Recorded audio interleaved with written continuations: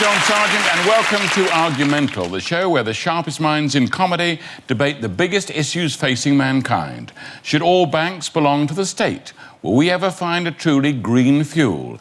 And if Britain's got talent, why can't Simon Cowell find any of it? Here to argue such burning issues and others like them are our teams. With Marcus Brigstock in the red corner, please welcome Phill Jupitus.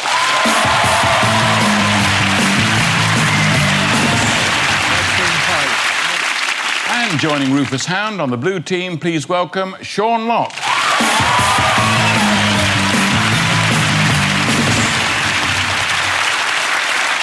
OK, we begin with round one, where we discuss a major issue that's got us all looking nervously over our shoulders. Tonight, it's this. Surveillance. From fingerprints to retinal scans, ID cards and CCTV cameras, our phone lines are plagued by more buggers than a British public school. And with 5 million cameras watching our every move, the UK is the big brother house we can't escape from. But the issue I want the teams to argue over is this. Surveillance is making Britain a safer place.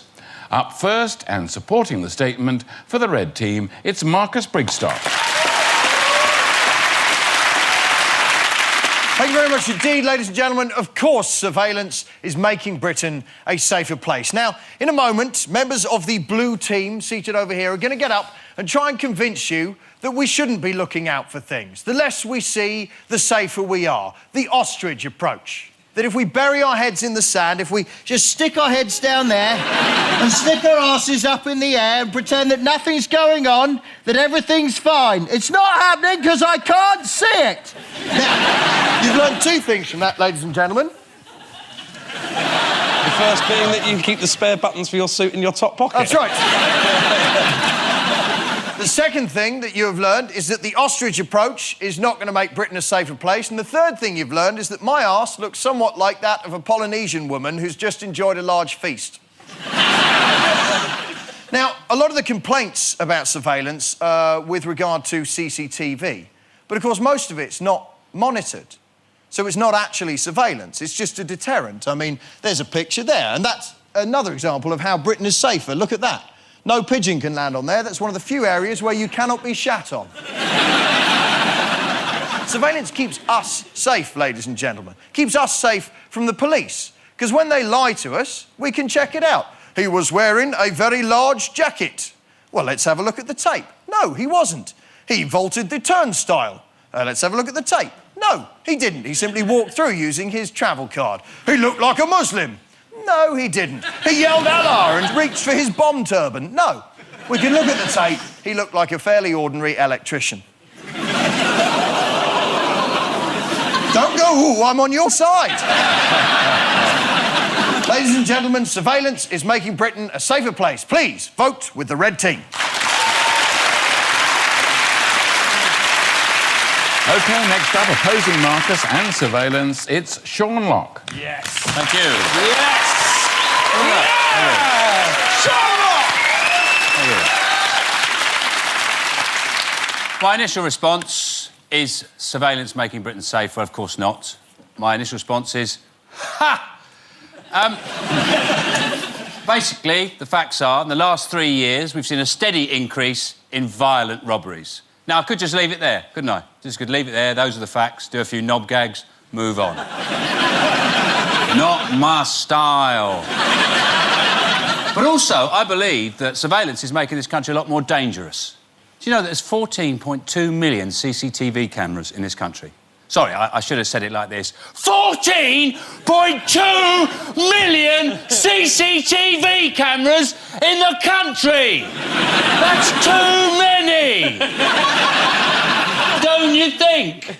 I think that's 14.199999 million too many. We should have 10. Following Joey Barton. CCTV only catches criminals who don't wear hoods, who are otherwise known as idiots. The worst thing about all this surveillance, of course, is we have created the infrastructure for our very own enslavement. And that's a very big sentence, I know. But imagine this. Imagine if a country like, say, Denmark invade us. Again. We have given them all the tools to monitor and oppress us. They won't need those scary helmets anymore, no. We will be controlled by Denmark. Imagine the situation. You're watching the Spice Girls and Ginger Spice. She's not standing there in the Union Jack dress, no. She's got on the Danish flag dress, whatever that is. Full English breakfast, that's gone. Oh, we've got to have smorgasbord. Blech, fish and yoghurt for breakfast. All because of the cameras. Lovely cup of tea in the morning? No, Danes, they hate tea. They can't stand it. Got to have potato juice. Is that what you want, Marcus? Or should I call you Bjorn? That's why you should vote for the blue team. Thank you. Thank you, Sean, Phill and Rufus. Do you want to add your thoughts to this? Well, if there weren't cameras, we wouldn't know what the Danes are up to, would we? You know. Exactly. Just keep an eye on them. Exactly. Load of cameras along the northeast. I mean, you don't even need cameras. You've got Geordies. Didn't have Geordies when they came first time. Whoa, slow down, Dane. You're not coming in here like bosh. Even your hardest Viking's not going to put up with that. I'm going home now. That's how they speak. Right. So, what have we learned? The cameras, nil, Geordies, 1. We don't need cameras on every street corner. We need a neighbourhood Geordie. That I agree with entirely. Welcome The to Danes aren't Kensington. stupid enough to try to attack us through the northeast. I don't They'll come know, up. Sean. They'll come up through Sussex. Are they tunnelling up through Sussex, or are they coming in via the sea? I haven't spoken to them. It's a I call mean, I've that just needs to be created a made. nightmare scenario, Phil. It might not be the Danes. It could be Lesotho. Imagine that. What do they have for breakfast? But again, listen, of course, surveillance has made Britain a safer place. You've got surveillance cameras on buses, right? And you can watch the footage and just work out which routes not to take. And pause. Because your idea that these cameras are stopping antisocial behaviour isn't what's happening. All that's happening is the same kids getting on playing their R&B on their mobile phones going, yeah, man, it's a bear track. And at the same time, thinking if they bust out a choreographed dance routine to it, the footage might find its way onto YouTube. Play that, boy, I'm going to be a superstar. Thank you, ladies. I'll tell you what, cameras don't stop you getting attacked on the bus. The only thing that stops you getting attacked on the bus is keeping your mouth shut. There is something else that will stop you getting attacked on a bus, and I know because I've used it. A bird of prey. Trust me, any R&B music on my route, fly Rommel. That shuts them down. Is your hawk called Rommel? Yes. You may want to factor that in. Oh, everyone's argument's just breaking down. OK, thank you all. So, is surveillance making Britain a safer place? You've heard both sides. Now it's time for our studio audience to decide who made the best case. Hold up your red cards for Marcus and Phill, and the blue one for Sean and Rufus. Vote now. So that looks like a clear victory for the blue team. Well done, Sean and Rufus. They've convinced our audience that surveillance is not making Britain a safer place. I was fined for using a bus lane the other day. It's a disgrace. I'm a grown man and I should be allowed to have sex wherever I want.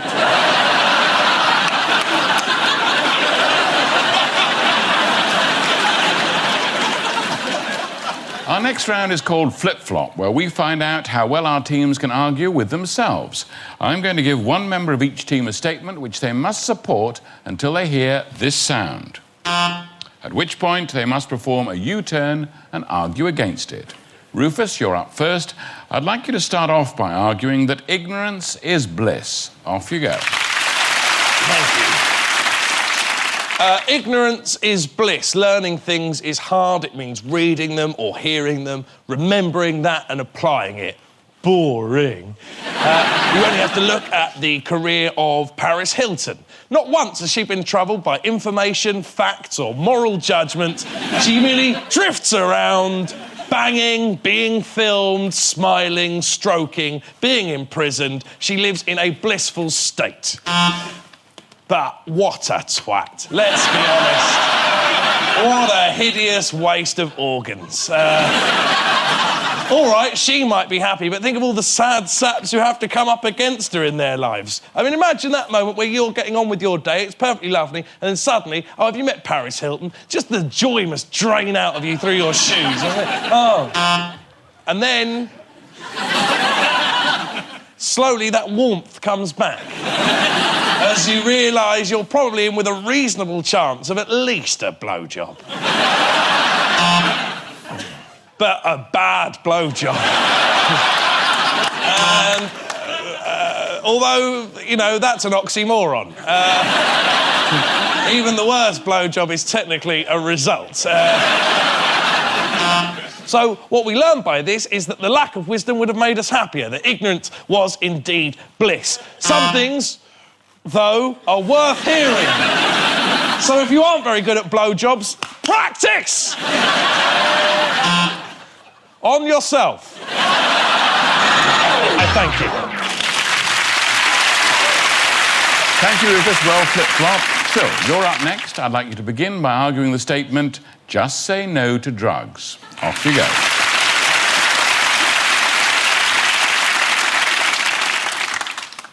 I think it was the wife of former American President Ronald Reagan, the divine Nancy, who launched the campaign in America, Just Say No.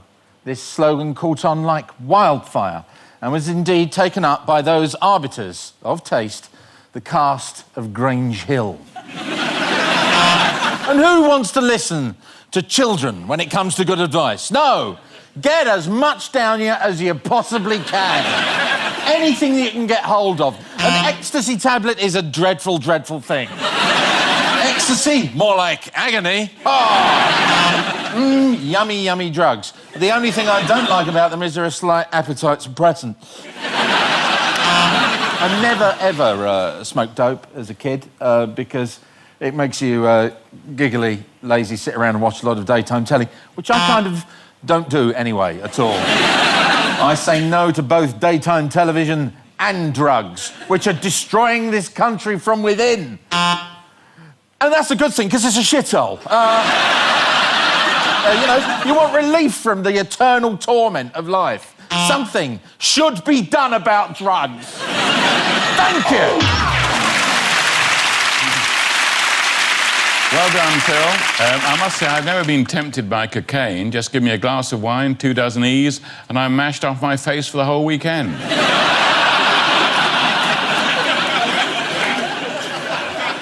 OK, time for the studio audience to decide who flipped and who flopped. Vote now. It's close, but I think a blue majority there. Bad luck to Phill Jupitus, but congratulations to Rufus Hound. Join us after the break when we'll be arguing that Michael Jackson is the true king of pop. Don't go away.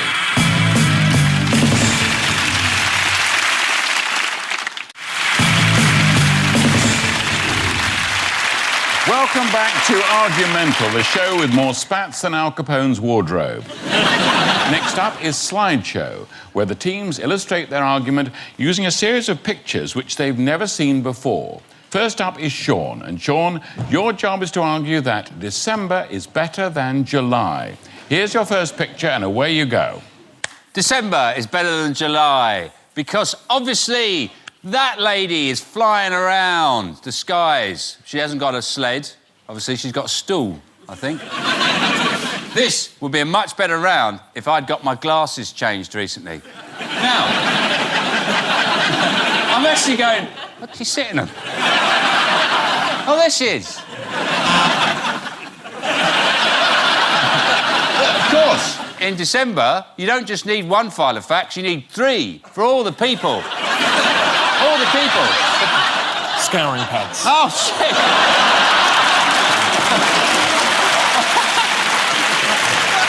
There.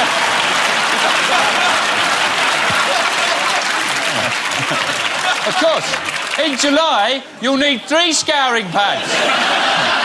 Because you have to have so many baths, because you're running around all hot and sweaty and you get that horrible big ring round, that big, they call it the July ring, don't they, which are always scrubbing away. Oh, Bruce Forsyth. There he is, relaxing at home, waiting to be bought a samosa. That's what he does. He says, doesn't matter whether it's sunny or it's cold, I'll have a lovely Christmas samosa. It's a samosa with, like, a mince pie in it and the full Christmas dinner with all the trimmings in a lovely samosa. And he says, I feel silly having this in July, but come December, I have my a whole Christmas in a samosa. In just one samosa. Ooh, can't have two, because he's got to keep himself trim to watch you dance, hasn't he? Yeah. Also, there's kangaroos. And kangaroos, to me, very much say what is always wonderful about December. Have you ever heard that old Australian saying? Yeah, he goes, it's if you see a kangaroo in December, you're lucky. If you see a kangaroo in July, who gives a shit? So that, ladies and gentlemen, is why December is better than July. Thank you. Thanks, Sean. Next up, arguing that July is better than December, it's Marcus Brigstock. Here's your first picture, and off you go. Good. Now, I'm very well aware, ladies and gentlemen, that nothing that I have to say will be funnier than Sean thinking 3 scouring pads were filofaxes. Bloody marvellous. However, look at that delicious plate of fish and chips there. What makes you feel more summery than a plate of fish and chips? I'll tell you what does. July. Now, July is better than December, and this next picture will absolutely prove that. Sean set this off very nicely, you know. He got a good thing going, but 2 can play that game, ladies and gentlemen. And I'm telling you that... Bang! But July is where it's at. December's a nightmare. It's an absolute nightmare. You spend your entire time being jostled by people in a rush to buy shit for their family that don't want it, making arrangements with people you don't really want to see. In July, you just wander around and everyone's in shorts going, yeah, let's just have sex and lie about in the park. It's a rather tragic picture they've chosen to drop in here. This man's name is Mike Michelson's. And this weightlifting attempt was made on Boxing Day. He gathered his entire family round. Unfortunately, he'd eaten too many Christmassy samosas and he died shortly after this was taken. Right. That picture, as you can see, taken in the summertime, but not here in the UK, in Australia. This is, in fact, a driver who was looking out of his window at a kangaroo, thinking, oh, well, Christ, aren't I lucky? Smashed his car into a swimming pool. Vote for July, you know it makes sense. Thanks, Marcus. Rufus and Phill, do you want to join in? I mean, I will, but only to commiserate with Marcus, because this is an impossible argument. You're arguing that the hottest month of our year August, is better... Mate. August is hotter than July. All right, well, all right, so... Not according to Stevie Wonder. You don't argue with him, nutcase. December is cold. It's meant to be cold. July is cold. It's meant to be hot. It doesn't work as a month. It doesn't do what it's supposed to do. If it was July somewhere else, I wouldn't like it. I think your Here, argument... I hate it. Your argument's with the planet, not with logic. Don't you ever say that to me. My argument's with the planet. July is a failure. It's a very disappointing month in so many ways. Basically, everything goes off in July. So all your food goes off, everything stinks. Whereas you can put the beer out in the garden. How good's that? And the foxes, it's hilarious seeing them trying to open ring pools. Oh, December's so much more entertaining. You put your beer out in July, it's hot. If there's anybody who should be arguing for shorter days, it's surely you two. I mean, daylight does you no favours, does it? You are people of the shadows, if nothing else. And you, right, try building an igloo in July. Get a lot of anger over there just because Sean doesn't own a fridge. The fact that he has to keep his beer in his garden and he hates July because he's got hot beer. And the only creatures willing to spend Christmas with you are pissed foxes. Do you know why my fridge? No, I've got to put the beer in the garden because my fridge is full of blood plasma for kiddies operations. All right, thank you. Yes, because I'm helping the kiddies. So our beer's out there getting warm in July. Because I have a few drinks before I deliver it.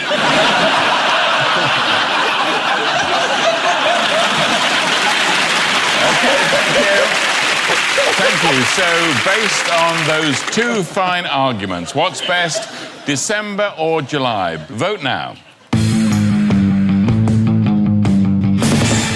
They're not real kids! OK, there we are. Clear victory for the Blues. Well done, Sean Locke.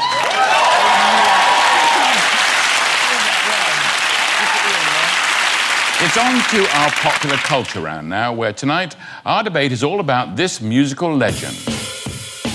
Yes, it's Michael Jackson, the moonwalking, baby-dangling, pasty-faced chart botherer.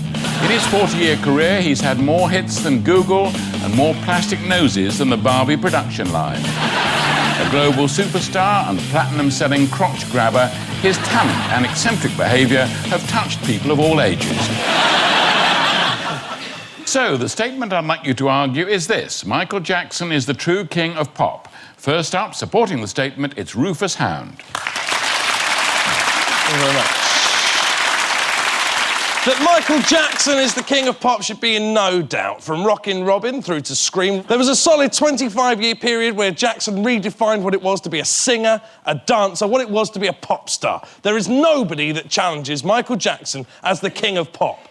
It may be why he's known as the king of pop. I googled the phrase king of pop, and I kid you not, the first 4 pages of all of Google's results were about Michael Jackson. As in, Michael Jackson, the king of pop. In much the same way as, is the Pope really popey? Yes. That's why we call him the Pope. But Michael Jackson is at least a king who acts like a king. If a king says jump, you say how high. If Michael Jackson says scream, you say just stop pressuring me. He had a monkey as a best friend. That is exactly what a king should do. Give me a monkey. Yes, Your Majesty. Now, what about the peasants' rights? Talk to the monkey. I'd like to end with inarguable proof that Michael Jackson is the king of pop, because only a true ruler of the art would be able to have hit after hit with nothing but guttural noises. Allow me to demonstrate. Now, only a true ruler can get away with writing this. Gonna make a gin for what in my life. Gonna feel real good. Gotta make a dipper, gonna make it right. As I turn up the collar, oh, I'm a favorite winter coat. Ooh, Simone!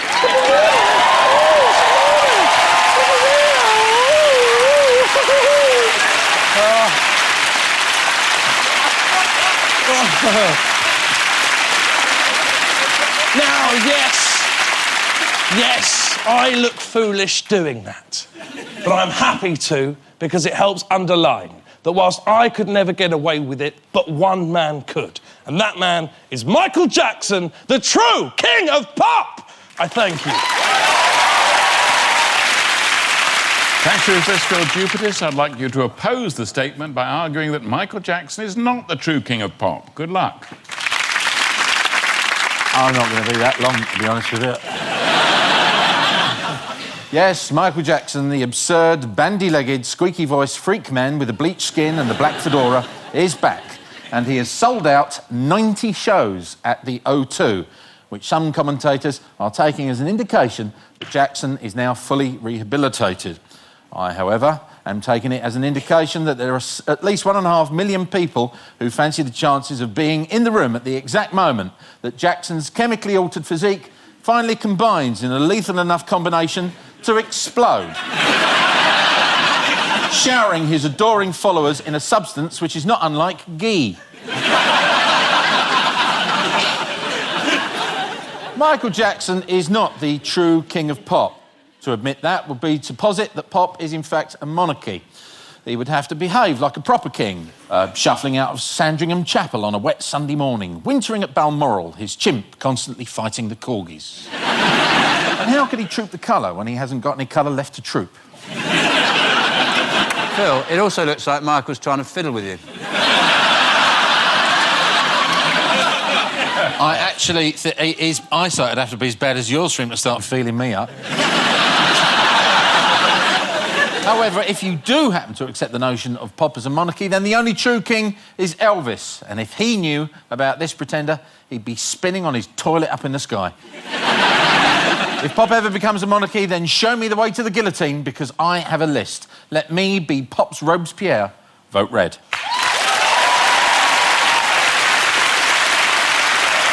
Thank you, Phill, Marcus and Sean. Have you got anything you'd care to add in support of your teammates? Of course he's the king of pop. There we go. How? I rest my case, gentlemen. He was. Who's good at pop? Who's good at pop? Who's good at pop, then? What? Now? Yeah, No, dear. Don't make me say it. What? It's Timberlake. You know, no, it's not. It's not. There's a contemporary king of pop whose work you know perfectly well who it is. There's not a single person in this room, you, Rufus, Phill, myself, John Sargent, everyone in here knows perfectly well that Neil Diamond, sir, is the king of pop, and always will be. Ladies and gentlemen, with me, please, where it began. It's the wrong tune. Ready? Where it began. La, la, la, la. I can't begin to know it, but now I know it's growing strong. Too fast. Hands. Touching hands. Reaching out. Touching me. Touching you. All together now. Sweet Caroline. Bo, bo, bo. You are shit. You're shit. That's not pop music. That's the music they have in a coach when they take nanas to the seaside. Well, I'm glad we did that, I must say. OK, that's it. So who made the best case? It's up to our studio audience to decide. Red for Phill Jupitus and blue for Rufus Hound. Vote now. So I can tell you that the red team have just won the round, but nevertheless, this week's winners are the blue team.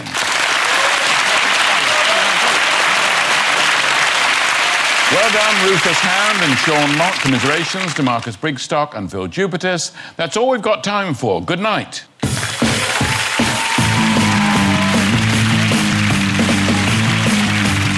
You're watching Dave, the home of witty banter. Next, we have a bunch of comedians to make us laugh in Mock the Week.